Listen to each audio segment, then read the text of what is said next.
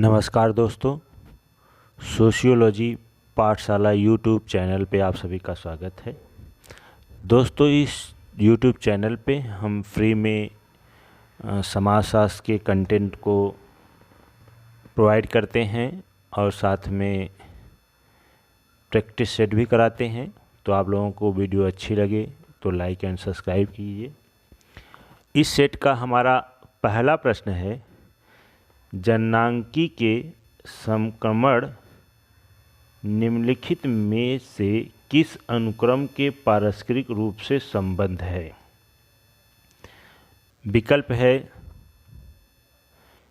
उच्च प्रजननता, निम्न मृत्यु संख्या, उच्च जनसंख्या वृद्धि। दूसरा विकल्प है निम्न मृत्यु संख्या से उच्च प्रजननता तक। सी विकल्प है उच्च प्रजननता, उच्च मृत्यु संख्या से निम्न मृत्यु संख्या तथा निम्न प्रजननता तक उसके बाद वाला पिछड़ जाता है।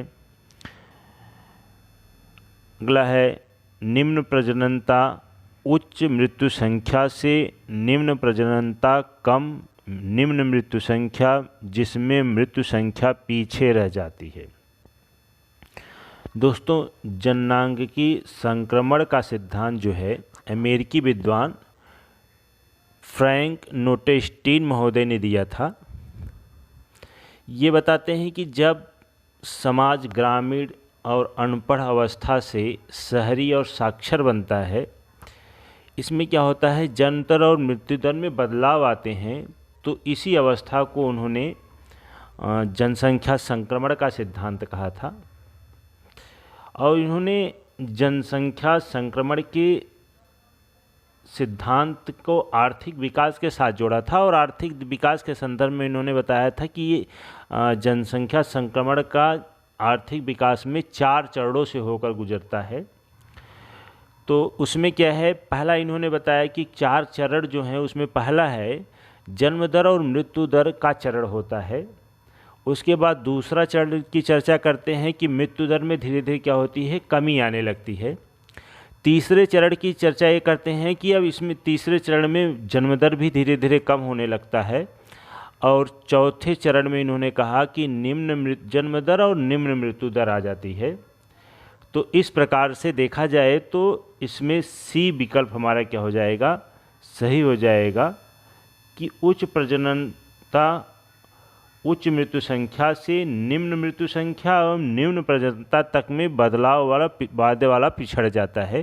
तो इस प्रकार से उच्च प्रजननता से होते हम निम्न प्रजननता और निम्न मृत्यु दर तक आते हैं। तो इस प्रकार से सी विकल्प क्या हो जाएगा, सही हो जाएगा। दोस्तों, इस प्रश्न में काफ़ी आंसर छुपे हुए हैं, तो इसको आप लोग नोटबुक में नोट कर लीजिएगा कि इससे कई क्वेश्चन बनते हैं। जैसे कि जननांकीय संक्रमण का सिद्धांत किसने दिया है, तो यह भी पूछा जाता है, कई परीक्षाओं में ये पूछा हुआ है। तो फ्रैंक नोटेस्टीन महोदय ने इसको दिया हुआ है। इन्होंने कितने चरण की चर्चा किया हुआ है, तो 4 चरणों की बात करते हैं। चरणों को भी एक बार आप लोग फिर से सुन लीजिए। पहले चरण में यह कहते हैं कि जन्म दर और मृत्यु दर का चरण होता है। इसमें कोई बाउंडेशन नहीं होती, कौन आगे होगा कौन पीछे होगा, इसकी चर्चा ये नहीं करते। मतलब सामान्य तरीके से जन्म दर होती है और सामान्य तरीके से मृत्यु दर होती है। दूसरे चरण में यह बताते हैं कि इसमें धीरे धीरे क्या होती है, मृत्यु दर में क्या होने लगती है, कमी होने लगती है। यह दूसरा चरण होता है। तीसरे चरण की बात करते हैं कि अब मृत्यु दर में कमी आ गई है, अब जन्म दर में भी क्या होती है, कमी होती है। जैसे जैसे आर्थिक विकास होता जाएगा, पहले मृत्यु दर में कमी आएगी, फिर क्या होगा, जन्म दर में कमी आने लगती है। उसके बाद चौथी अवस्था जो विकसित देशों के लिए है, वर्तमान समय में देखा जा सकता है, इसमें क्या होता है, जन्म दर और मृत्यु दर दोनों में क्या होती है, कमी आ जाती है। तो ये 4 चरणों की चर्चा जो है नोटेस्टीन महोदय ने किया है और इसे ही उन्होंने जनसांख्यिकी संक्रमण का सिद्धांत के नाम से जाना जाता है। तो यह भी क्वेश्चन पूछा जाता है, तो आप लोग इसको भी नोट कर लीजिएगा। अगला प्रश्न है,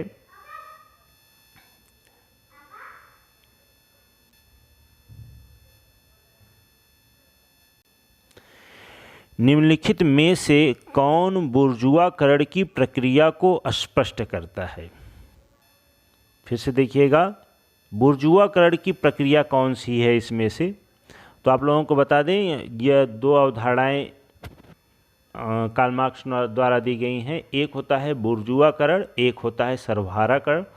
बुर्जुआकरण वह वर्ग होता है, उस प्रक्रिया को कहा जाता है जिसमें मध्यम वर्ग क्या होता है, पूंजीपति वर्ग के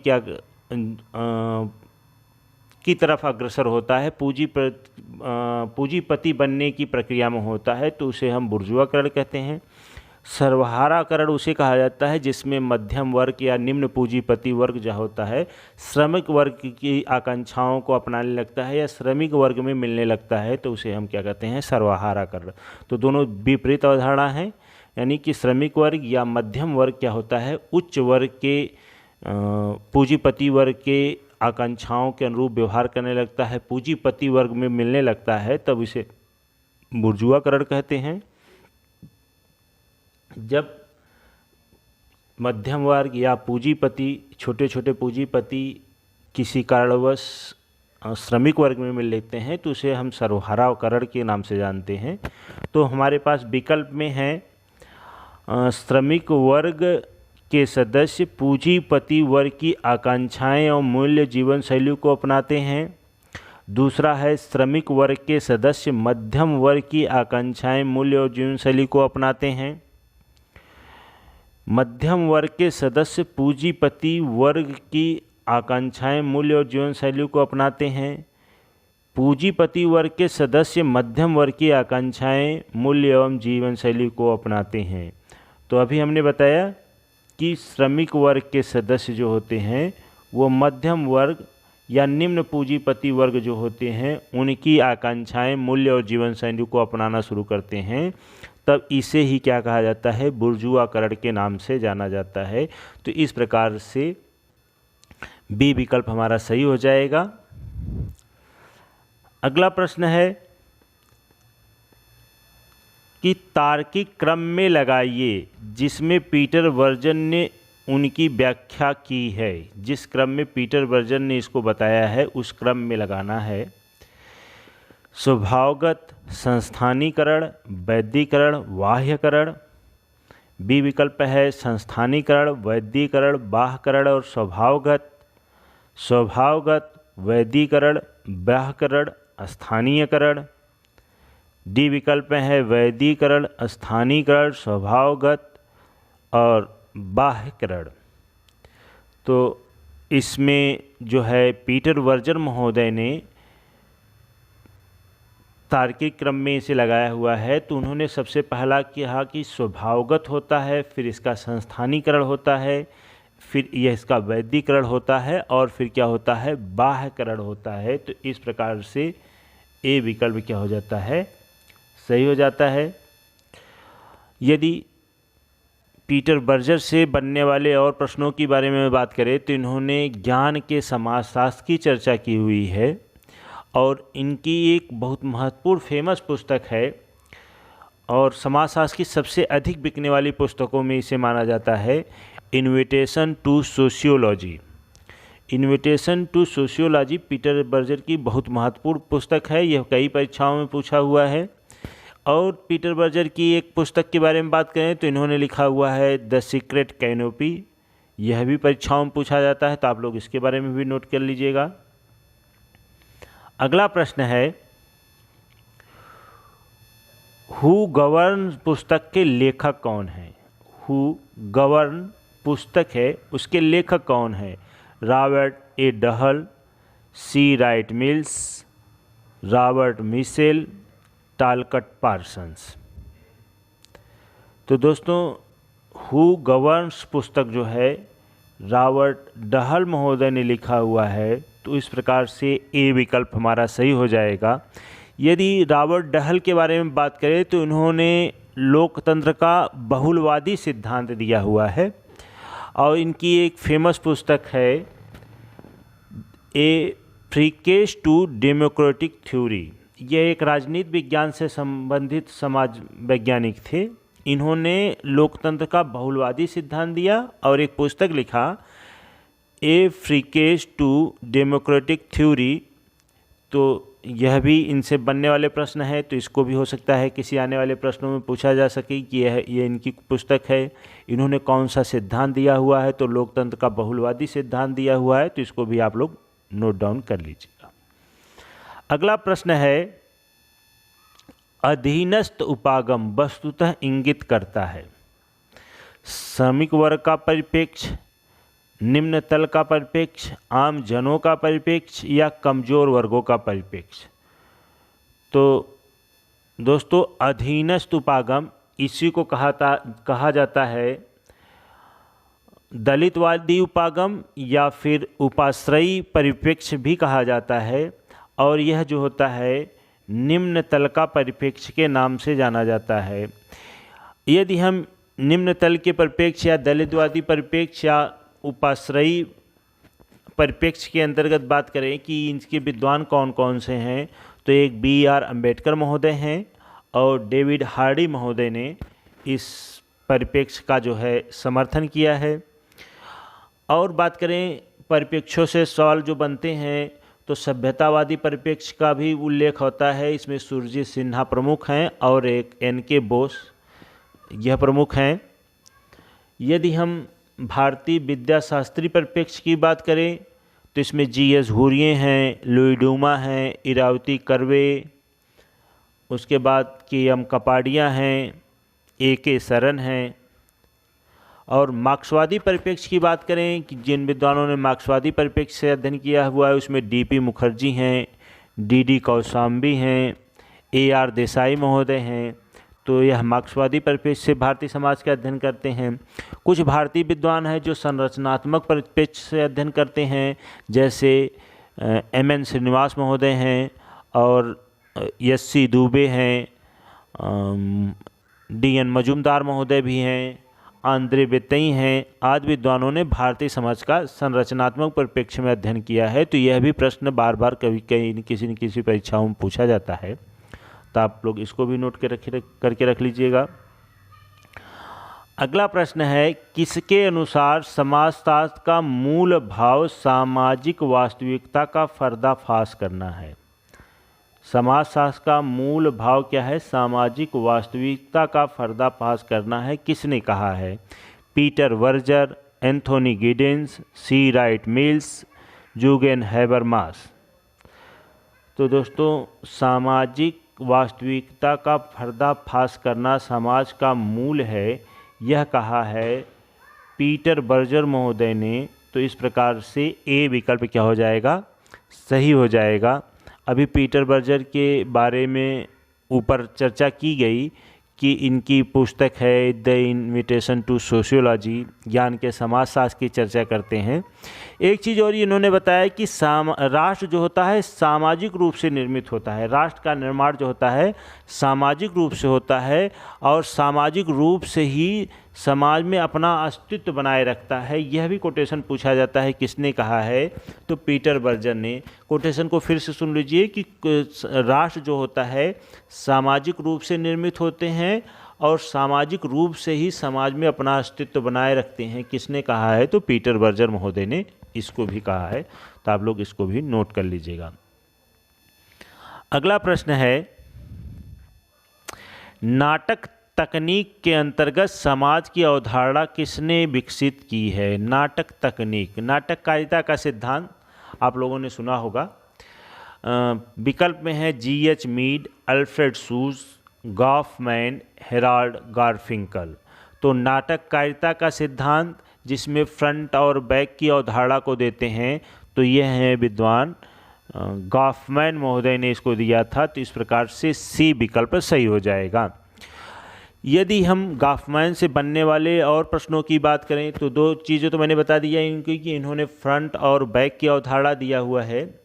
फ्रंट वह होता है जो व्यक्ति सामाजिक रूप से जो सभी के सामने प्रस्तुत करता है। जैसे नाटक में मंच के सामने जो चीज़ें दृश्य दिखाई जाता है, उसे फ्रंट कहा जाता है। उसी प्रकार से उन्होंने बताया कि समाज में जो सामने दिखलाई पड़ता है, जो लोगों का व्यवहार में दिखलाई पड़ता है, वह क्या होता है, फ्रंट होता है। इस फ्रंट के लिए पीछे कुछ तैयारियां की जाती हैं। समाज में सामने जो चीज़ें दिखती हैं उसके पीछे भी क्या होता है, बैकग्राउंड में भी कुछ तैयारियां की जाती है, जिसे उन्होंने क्या कहा है, बैक के नाम से उल्लेख किया है। जैसे नाटक में मंच में आने से पहले कलाकार तैयार होते हैं, ऐसे समाज में व्यक्ति समाज की जो अभिनय करता है उसके लिए भी कई प्रकार की तैयारियां होती हैं, उसे उन्होंने बैक के नाम से कहा है। तो इसने समाज की नाटककारिता का सिद्धांत भी इनसे कहा जाता है। यदि गॉफमैन की पुस्तकों की बात करें तो इन्होंने लिखा हुआ है the presentation self in everyday life, और उसके बाद इनकी एक और बहुत महत्वपूर्ण पुस्तक है स्टिग्मा, यह भी परीक्षाओं में पूछा जाता है।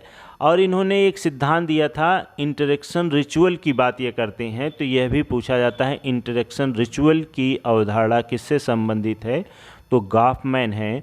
यदि गॉफमैन नहीं रहे तो कॉलिंस महोदय ने भी इसकी चर्चा की हुई है। तो पहले इसे गॉफमैन ने दिया था इंटरेक्शन रिचुअल की बात जो है, उसके बाद अगर गॉफमैन विकल्प में न हो तो आप लोग इसको कॉलिंस को लगाइएगा। तो अगला प्रश्न है, जनसंख्या का निरपेक्ष सिद्धांत और जनसंख्या का सापेक्ष सिद्धांत किससे संबंधित है। जनसंख्या का निरपेक्ष सिद्धांत, जनसंख्या का सापेक्ष सिद्धांत किससे संबंधित है। माल्थस और किंग्सले डेविस और मूरे, थॉमस और कार्ल मार्क्स, माल्थस और कार्ल मार्क्स, माल्थस और थॉमसन। तो दोस्तों, जनसंख्या निरपेक्ष और जनसंख्या सापेक्ष का सिद्धांत जो है माल्थस और कार्ल मार्क्स महोदय से संबंधित है, जुड़ा हुआ है। तो इस प्रकार से सी विकल्प सही हो जाएगा। यदि हम माल्थस के बारे में बात करें तो जनसंख्या के का इन्हें जनांकीय का इन्हें जनक माना जाता है। इन्होंने 1798 ईस्वी में एक पुस्तक लिखा था एसे इन पॉपुलेशन। यह पूछा भी जाता है कि किस वर्ष इनकी यह पुस्तक आई थी, तो 1798 ईस्वी में आई थी। पुस्तक का नाम था एसे इन पॉपुलेशन। और इन्होंने बताया कि इस पुस्तक में इन्होंने लिखा हुआ है कि जनसंख्या जो है हमेशा ज्यामितीय गति से बढ़ती है। ज्यामितीय गति कहने का मतलब होता है कि यह जो है 2 से 4, 4 से 8, 8 से 16, 16 से 32 गुना ऐसे क्या है बढ़ती है। इसे इन्होंने ज्यामितीय वृद्धि के नाम से बुलाया। और जो खाद्यान्न होता है, जो हमारे भोजन के पदार्थ होते हैं, भोज्य पदार्थ जो होते हैं, वह क्या है, अंकगणितीय वृद्धि होती है इसमें। जैसे अंकगणितीय में होता है 2 से 4, 4 से 6, 6 से 8, 8 से 10, 10 से 12, इस प्रकार से बढ़ता है। तो इस प्रकार से इन्होंने सिद्धांत में ये बताया कि जनसंख्या बड़ी तेज़ी से बढ़ती है, खाद्यान्न उसकी तुलना में कम होता है, तो खाद्यान्न संकट संभावना रहती है। और इन्होंने बताया कि इस प्रकार से जनसंख्या बढ़ती है कि हर 25 वर्षों में जनसंख्या दुगुनी हो जाती है। तो यह भी परीक्षाओं में पूछा हुआ क्वेश्चन है कि माल्थस के अनुसार कितने वर्षों में जनसंख्या दुगुनी हो जाती है। तो उन्होंने बताया कि 25 वर्षों में जनसंख्या क्या हो जाती है, दुगुनी हो जाती है। और इसके लिए उन्होंने कहा कि जनसंख्या को नियंत्रित करना चाहिए। माल्थस महोदय ने 1798 ईस्वी में ही बता दिया था कि जनसंख्या वृद्धि से ढेर सारे दुष्परिणाम देखने को मिलेंगे, इसलिए जनसंख्या का नियंत्रण अनिवार्य है। और जनसंख्या नियंत्रण के उन्होंने कई उपाय बताए हैं कि कौन सा अच्छा है बुरा है। इसके बारे में भी कभी जब माल्थस को पढ़ाने लगेंगे, जनसंख्या के बारे में कभी सिद्धांत को पढ़ाएंगे, तो हम आप लोगों को इसके बारे में बताएंगे कि कौन कौन से सिद्धांत को अच्छा माना था रोकथाम के तरीके को, और किसे इन्होंने पाप कहा था, इसके बारे में चर्चा करेंगे। और कार्ल मार्क्स के बारे में बात करें तो इन्होंने जनसंख्या अतिरेक का सिद्धांत दिया था जनसंख्या के संदर्भ में। तो यह भी पूछा जाता है कि जनसंख्या अतिरेक का सिद्धांत किसने दिया है, तो कार्ल मार्क्स महोदय ने दिया है। तो इस प्रकार से जनसंख्या निरपेक्ष और जनसंख्या सापेक्ष का सिद्धांत माल्थस और कार्ल मार्क्स महोदय से जुड़ा हुआ है। अगला प्रश्न है, जनसंख्या अध्ययन के सामाजिक केसकीय की अवधारणा किसने प्रयोग की है? सामाजिक केसकी की अवधारणा किसने प्रयोग किया हुआ है, इसके बारे में पूछ रहा है। विकल्प में है Thomas Malthus, Herbert Spencer, David Hardiman, आइसले ड्यूमा। ध्यान रखिए दोस्तों, यह अवधारणा जो है सामाजिक केशकत्व की अवधारणा जो है आइसले ड्यूमा महोदय ने दिया हुआ है। तो इस प्रकार से डी विकल्प सही हो जाता है। कई पुस्तकों में यह जो है लुई ड्यूमा के नाम से आ जाता है, तो आप लोग ध्यान रखिएगा कि यह लुई ड्यूमा अलग हैं और आइसले ड्यूमा जो हैं अलग हैं। ड्यूमा केवल आए तो ध्यान रखिएगा कि ड्यूमा ही हैं, किंतु इनका पूरा नाम है आइसले ड्यूमा, जिन्होंने जनसंख्या से संबंधित केशकत्व का सिद्धांत दिया हुआ है। लुई ड्यूमा अपने भारतीय समाज का अध्ययन करते हैं, जो होमो हराइकस पुस्तक लिखते हैं। तो दोनों अलग अलग विद्वान हैं, इसमें आप लोग कंफ्यूज न होइएगा। यदि हम आइसले ड्यूमा के बारे में चर्चा करें तो इन्होंने बताया कि जैसे जैसे व्यक्ति की सामाजिक वातावरण में आर्थिक वृद्धि होती है, उच्च स्तर पर बढ़ता जाता है, लाभ प्राप्त करता जाता है, उससे क्या होती है, आर्थिक वृद्धि के साथ साथ उसमें संतानोत्पादकता की रुचि में कमी आने लगती है, यानी वह संतान उत्पादकता पर की तरफ वह अग्रसर कम होता है। तो इस प्रकार से जैसे जैसे आर्थिक विकास होगा वैसे वैसे क्या होगा कि जनसंख्या में कमी आने लगेगी, ऐसा जो है आइसले ड्यूमा महोदय ने कहा था। इन्होंने एक उदाहरण दिया था, ये जो केशिकत्व का मतलब होता है, जैसे दीपक होता है, दीपक में तेल जो है धीरे धीरे ऊपर उसके माध्यम से ऊपर चढ़ता है, बाती के माध्यम से ऊपर चढ़ता है और यह प्रकाशमान होता है। मतलब कि वह जब आर्थिक रूप से प्रकाशमान होगा तो वह धीरे धीरे जनसंख्या की वृद्धि होगी। इसके संदर्भ में उन्होंने चर्चा किया हुआ है। तो इन्होंने इसकी तुलना दीपक से की है कि जैसे दीपक में तेल जो है बाती के सहारे जो है ऊपर चढ़ता है और इससे क्या हो जाता है, प्रकाशमान होता है। अगला प्रश्न है, जनसंख्या में समाजशास्त्र में परिस्थिति तथा भूमिका की अवधारणा का प्रयोग सर्वप्रथम किसने किया? परिस्थिति और भूमिका की बात जो है समाजशास्त्र में सबसे पहले किसने किया है? विद्वान है R.K. Merton, Linton, Max Weber, Peter Berger. तो दोस्तों जो है 1936 ईस्वी में एक पुस्तक आई थी, द स्टडी ऑफ मैन।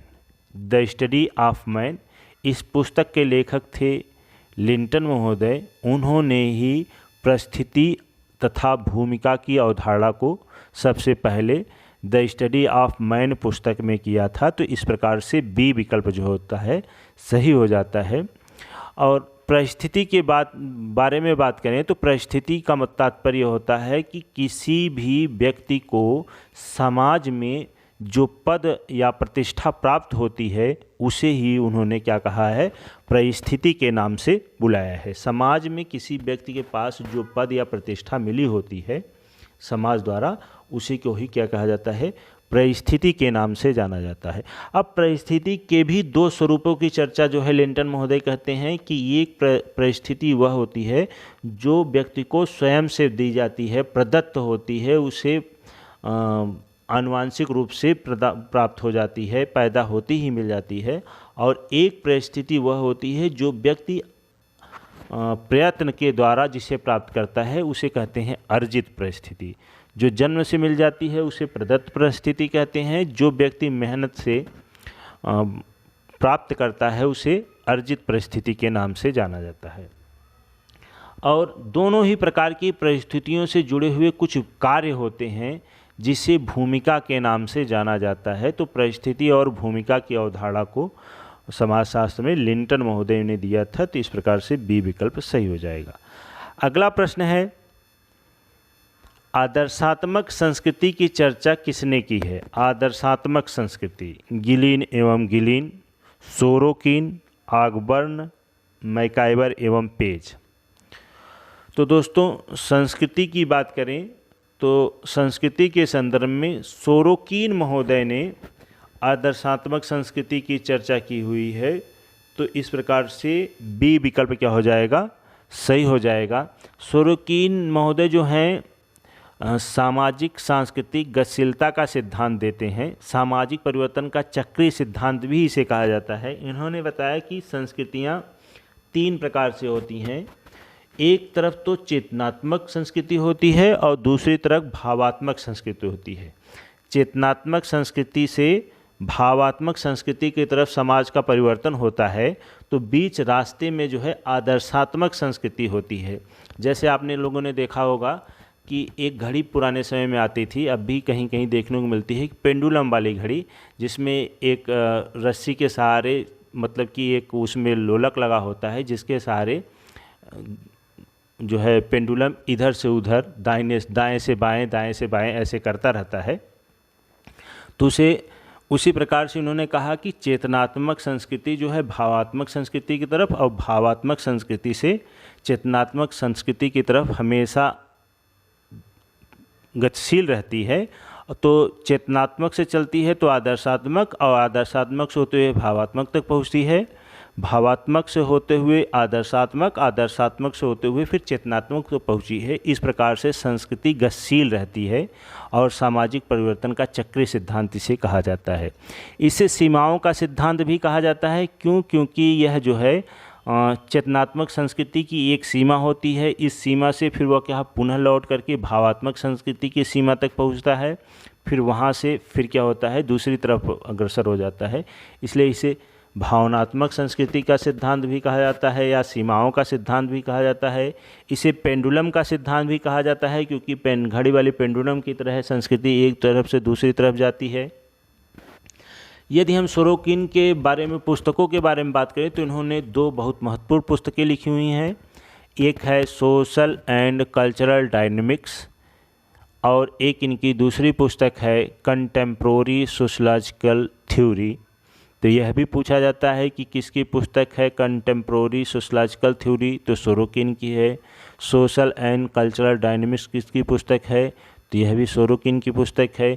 एक सिद्धांत और इनसे पूछा जाता है सामाजिक स्तरीकरण का सिद्धांत भी जो है सोरोकिन महोदय ने दिया है। तो यह भी प्रश्न बनते हैं, तो आप लोग इसको भी नोट कर लीजिएगा। अगला प्रश्न है, निम्नलिखित में से कौन सी अवधारणा पैरेटो की है। पैरेटो की अवधारणा कौन सी है पूछा हुआ है। तार्किक, अतार्किक क्रिया, ऐतिहासिक भौतिकवाद, विसंगति, संस्कृति।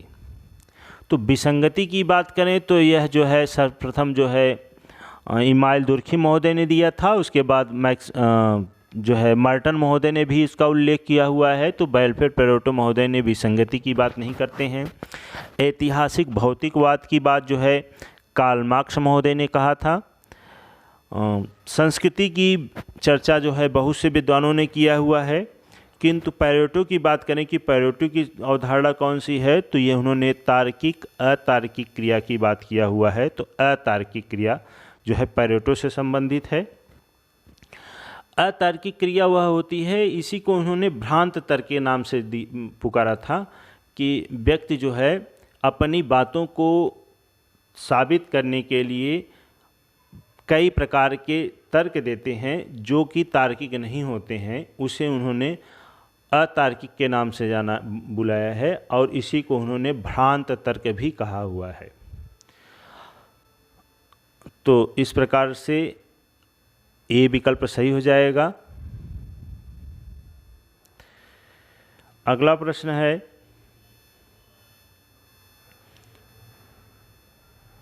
सामाजिक अनुसंधान का सही क्रम पहचानिए। सामाजिक अनुसंधान के चरण को बताना है यहाँ पे, कौन सा सबसे पहले आता है। प्रतिवेदन लेखन, तथ्य विश्लेषण, पूर्व अध्ययन, उपकल्पना का निर्माण, अवलोकन।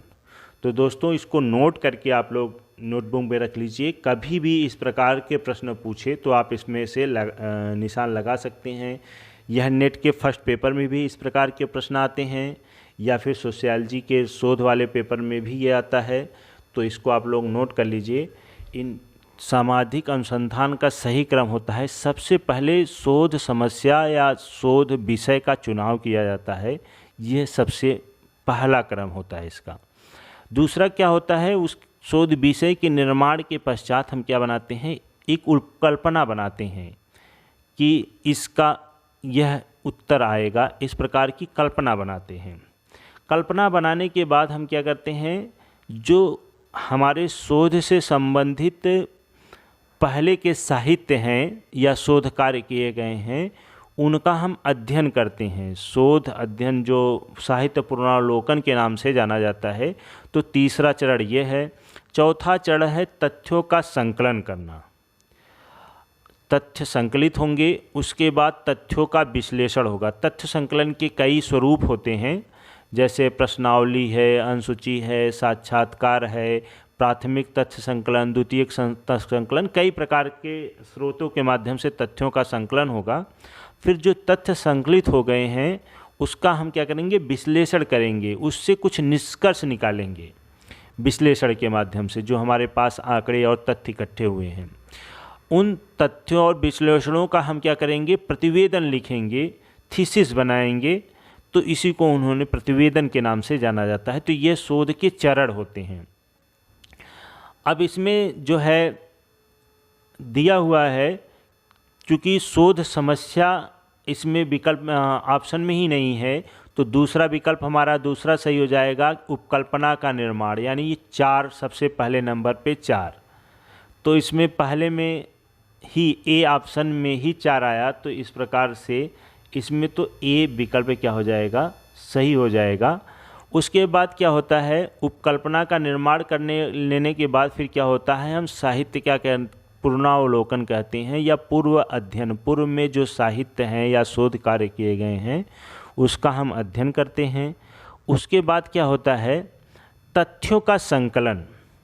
चूँकि विकल्प में तथ्यों का संकलन का एक स्वरूप दिया हुआ है, इसके लिए तथ्य संकलन में हम प्रश्नावली है, साक्षात्कार है, अनुसूची है और द्वितीयक स्रोते से जो आंकड़े इकट्ठे किए जाते हैं, तो यह आता है तथ्य संकलन। तो इसमें जो है अवलोकन, तथ्य संकलन का एक स्वरूप का उल्लेख किया है, तो इसमें अवलोकन आ जाएगा तीसरे नंबर पे। जो 5वां दिया है ये 3 हो जाएगा। उसके बाद फिर तथ्यों का जो विश्लेषण किया जाएगा यह हो जाएगा। उसके बाद फिर क्या है, हम लास्ट में क्या करेंगे, प्रतिवेदन लिखेंगे। तो प्रतिवेदन सबसे लास्ट में होता है, शोध समस्या का निर्धारण सबसे पहले होता है। तो इस प्रकार से ए विकल्प हमारा क्या हो जाएगा, सही हो जाएगा। अगला प्रश्न है, स्ट्रीट कॉर्नर सोसाइटी शीर्षक पुस्तक अनुसंधान की किस तकनीक पर आधारित है। स्ट्रीट कॉर्नर सोसाइटी पुस्तक है। इस पुस्तक के लेखक जो हैं विलियम व्हाइट थे, अमेरिकी विद्वान हैं। पूछा हुआ है कि किस तकनीक पे इस अध्ययन करके इस पुस्तक को लिखा हुआ है। साक्षात्कार, अनुसूची, सहभागी अवलोकन, अंतर्वस्तु विश्लेषण, प्रश्नावली। तो यह जो है अनुसंधान की विभिन्न प्रकार की तकनीकियां हैं। किंतु विलियम व्हाइट महोदय जो हैं अमेरिका के झुग्गी झोपड़ियों में रहने वाले व्यक्तियों के साथ घुल मिल करके, यानी कि सहभागी अवलोकन, जाते हैं, खुद झुग्गी झोपड़ी में रह करके उनकी तरीके से जीवन व्यतीत करते हैं और उनका अध्ययन करते हैं। तो सहभागी अवलोकन कर करके उन्होंने स्ट्रीट कॉर्नर सोसाइटी पुस्तक को लिखा हुआ है। तो इस प्रकार से बी विकल्प जो होगा सही हो जाएगा। अगला प्रश्न है, सूची दी हुई है, सूची 1 को सूची 2 के साथ मिलान करना है और सही विकल्प का चयन करना है। तो पहला है 73वां संवैधानिक संशोधन, जिसे पंचायती राज अधिनियम भी कहा जाता है। इसके माध्यम से जो है महिलाओं को सशक्त बनाने यानी आरक्षण देने का प्रावधान किया गया था। तो इस प्रकार से ए का 2। उसके बाद ज्ञान दूत प्रोजेक्ट जो है ई गवर्नेंस के नाम से जाना जाता है। तो इस प्रकार से 2 का 1 सही हो जाएगा। मानव विकास रिपोर्ट जो है UNDP द्वारा प्रकाशित होता है। तो इस प्रकार से सी का 4 ऑप्शन सही हो जाएगा। इंटरनेट के माध्यम से वस्तुओं सेवाओं का क्रय विक्रय, तो आजकल शॉपिंग जो है अमेज़ोन, फ्लिपकार्ट, यह जो है इंटरनेट के माध्यम से वस्तुओं सेवाओं का क्रय विक्रय किया जाता है, तो इसे हम ई कॉमर्स के नाम से जानते हैं। तो डी का 4।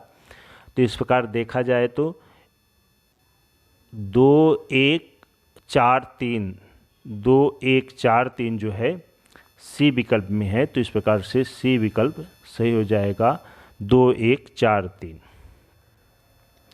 अगला प्रश्न है, एजिल की अवधारणा किसके द्वारा दी गई है? एजिल की अवधारणा किसके द्वारा दी गई है? एजिल का फुल फॉर्म होता है अडेप्टेशन, गोल, इंटीग्रेशन, लेटेंसी।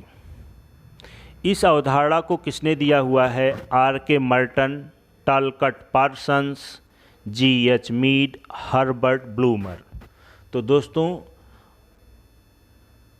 एजिल मॉडल भी इसे कहा जाता है। एजिल की अवधारणा जो है टलकट पार्सन्स महोदय ने दिया हुआ है। तो इस प्रकार से बी विकल्प सही हो जाता है। मैंने का टलकट पार्सन्स के बारे में एक और प्रश्न पढ़ा था कि इन्होंने जो समाज की व्यवस्थाएं हैं, 4 प्रकार की व्यवस्थाएं, उससे इन्होंने जोड़ करके इसका अध्ययन किया था। इन्होंने बताया कि जैविकी व्यवस्था जो है वह अनुकूलन से संबंधित होती है और व्यक्तित्व व्यवस्था जो है लक्ष्य से संबंधित होती है। सांस्कृतिक व्यवस्था जो है एकीकरण, इंटीग्रेशन से संबंधित होती है और सामाजिक व्यवस्था या प्रतिमान चर की बात करें या तनाव प्रबंधन की बात करें तो इसे इन्होंने यथास्थिति संबंध यानी लेटेंसी के से जोड़ने का प्रयास किया हुआ है। तो इस प्रकार से बी विकल्प क्या हो जाएगा? सही हो जाएगा। अगला प्रश्न है, द न्यूर कृति किसकी है? कुछ पुस्तकों में यह लिख दिया जाता है न्यून पुस्तक की। अभी तो मैं एक पुस्तक पढ़ रहा था, उसमें लिखा हुआ था द न्यून कृति किसकी है, तो वह गलत है। इनकी पुस्तक का नाम है द न्यूर कृति किसकी है। पुस्तक विकल्प में है Radcliffe Brown, Edward Shils, Evans Pritchard, Ivan Illich. दोस्तों यदि हमारी वीडियो आपको अच्छी लगती हो तो आप लोग लाइक करें, सब्सक्राइब करें। चैनल को सब्सक्राइब करने के साथ ही दोस्तों को भी शेयर करें तो हमको अच्छा लगेगा। हमको सपोर्ट करेंगे तो हमारा मोटिवेशन बढ़ेगा। तो दोस्तों द न्यूर पुस्तक जो है इवान प्रिचार्ड महोदय ने लिखा हुआ है। तो इस प्रकार से सी विकल्प क्या हो जाएगा? सही हो जाएगा। इवान प्रिचार्ड महोदय की बात करें तो इन्होंने अजांडे और न्यूर जनजातियों का अध्ययन किया था और द न्यूर पुस्तक को लिखा हुआ है।